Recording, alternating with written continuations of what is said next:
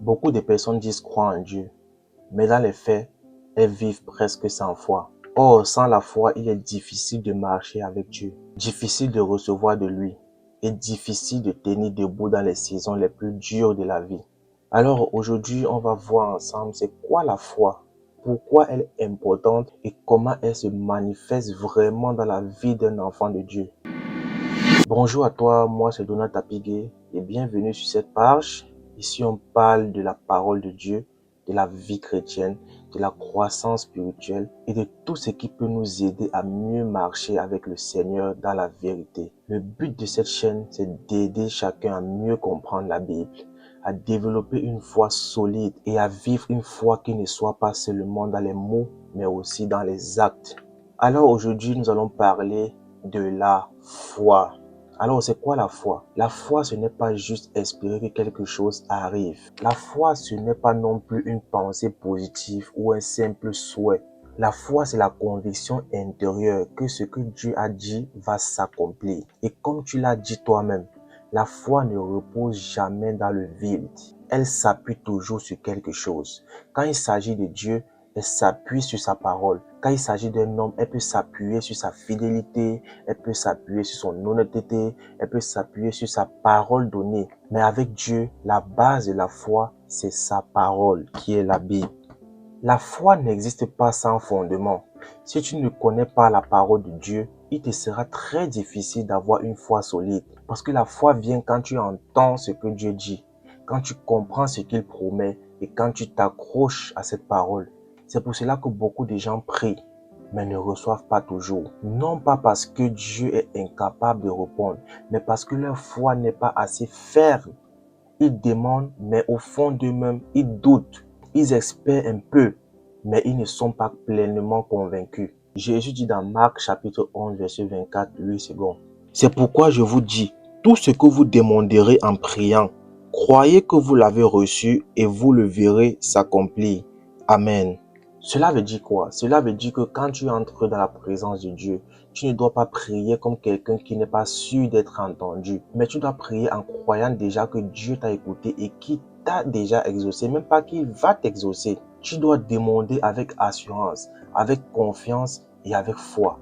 Le problème, c'est que souvent nous prions comme si tout dépendait d'un hasard. Nous disons par exemple, Seigneur, si tu veux bien, Seigneur, peut-être que tu peux. Parfois même certaines personnes vont dire du genre, Seigneur, s'il te plaît, j'ai besoin d'argent peut-être pour la scolarité, mais si tu ne me donnes pas, c'est pas grave. J'ai mon oncle là, peut-être je vais aller le voir et essayer de voir ce qu'il peut faire et tout. Mais la foi ne parle pas comme ça. La foi dit, Seigneur, tu as parlé et je m'appuie sur ta parole. Tu te bases sur ce que tu as dit pour demander quelque chose. La Bible nous dit dans Hébreux chapitre 10 au verset 38, 8 secondes. Et mon juste vivra par la foi. Mais s'il se retire, mon âme ne prend pas plaisir en lui. Amen. Cela veut dire quoi? Cela veut dire que la foi n'est pas seulement pour le moment où tu demandes quelque chose. La foi doit devenir ton mode de vie. Tu dois marcher avec elle chaque jour. Même quand tu te couches le soir, rien ne te garantit naturellement que tu verras le lendemain matin. Et pourtant tu dors. Pourquoi? Parce qu'au fond, tu as une forme de foi que Dieu te gardera en vie jusqu'au lendemain matin. Beaucoup de choses que nous faisons chaque jour reposent sur une confiance invisible. Jésus dit dans Matthieu chapitre 17 au verset 20, 8 secondes. C'est à cause de votre incrédulité, leur dit Jésus. Je vous le dis en vérité, si vous aviez de la foi comme un grain de sénévé, vous diriez à cette montagne, transporte-toi d'ici là, et elle se transporterait. Rien ne vous serait impossible. Amen. Donc la foi peut déplacer les montagnes. Cela veut dire que des situations qui semblent bloquées, fermées, impossibles, peuvent changer quand Dieu intervient par la foi. Tu peux être face à un problème humainement insoluble, mais la foi te permet de dire, mon Dieu est plus grand que ce problème. Et tant que Dieu n'a pas dit que c'est fini, ce n'est pas fini. On peut le voir clairement avec les disciples dans la barque. Pendant qu'ils étaient avec Jésus, une tempête a commencé. Le bateau menaçait de couler et ils ont commencé à paniquer.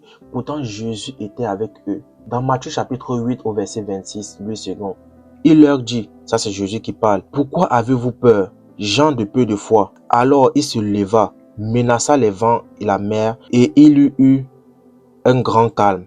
Amen. Le problème n'était pas seulement la tempête, le problème c'était leur faible foi. Ils connaissaient Jésus, ils le voyaient, mais au moment de la crise, ils ont laissé la peur prendre la place de la foi. Et c'est pareil pour nous. Nous traversons beaucoup de situations, énormément de situations, mais au lieu d'associer nos prières à la foi, nous laissons l'angoisse nous diriger. Or, la foi nous garde stables au milieu de la tempête. Et parfois même dans la vie, les hommes parlent comme si tout était déjà terminé. Tu vois, un médecin peut dire, il n'y a plus rien à faire. Une situation peut sembler perdue, mais celui qui a la foi ne s'arrête pas au dernier mot des hommes.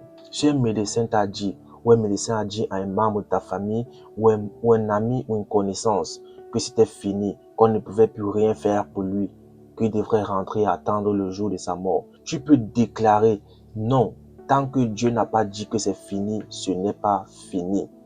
La foi ne nie pas la réalité, mais elle reconnaît qu'au-dessus de la réalité humaine, il y a la puissance de Dieu. C'est pourquoi tu peux même dire avec la Bible, je ne mourrai pas, je vivrai et je raconterai les œuvres de l'Éternel. C'est une parole de confiance, de combat et d'espérance. La foi ne se voit pas seulement dans les paroles, elle se voit dans l'obéissance. En réalité, obéir est une des plus grandes démonstrations de la foi. Tout le monde obéit à quelqu'un. Tout le monde obéit à quelque chose. Au travail, on obéit à l'employeur. À la maison, on obéit à ses parents quand on est enfant. Et dans la vie spirituelle, on obéit à Dieu. Et quand Dieu te dit quelque chose, si tu crois vraiment, tu mettras sa parole en pratique. C'est ce que Pierre a fait quand Jésus l'a appelé de venir vers lui sur l'eau. Pierre n'a pas marché sur l'eau par sa propre force. Il a marché sur l'eau par la parole de Jésus. Sans cette parole, il aurait coulé.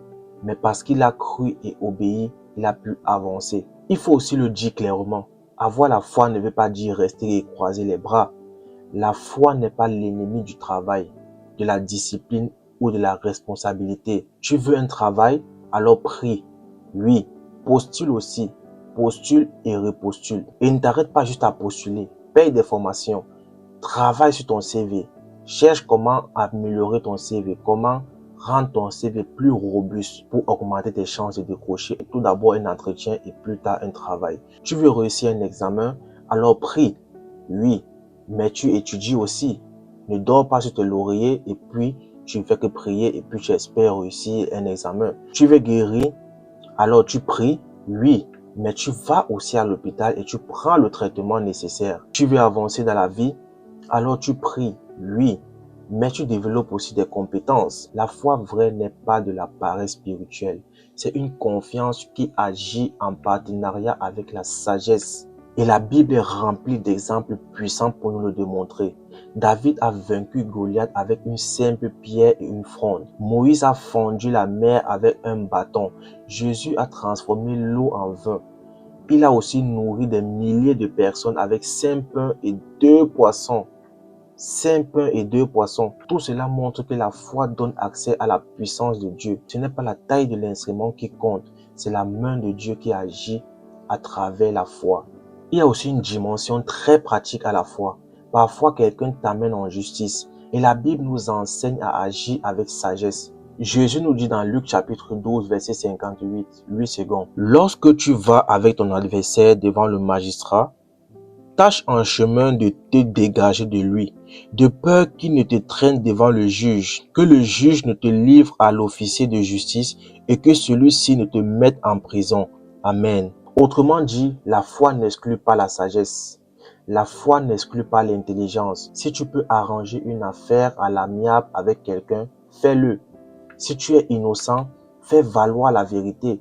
Mais si tu as tort, la foi ne sert pas à couvrir le mensonge. La foi ne t'aidera pas. La foi doit marcher avec la vérité, avec l'humilité et avec la sagesse. Alors pour conclure, la foi ce n'est pas croire pour croire. La foi c'est s'appuyer sur la parole de Dieu. La foi c'est demander en croyant. La foi c'est marcher même sans voir.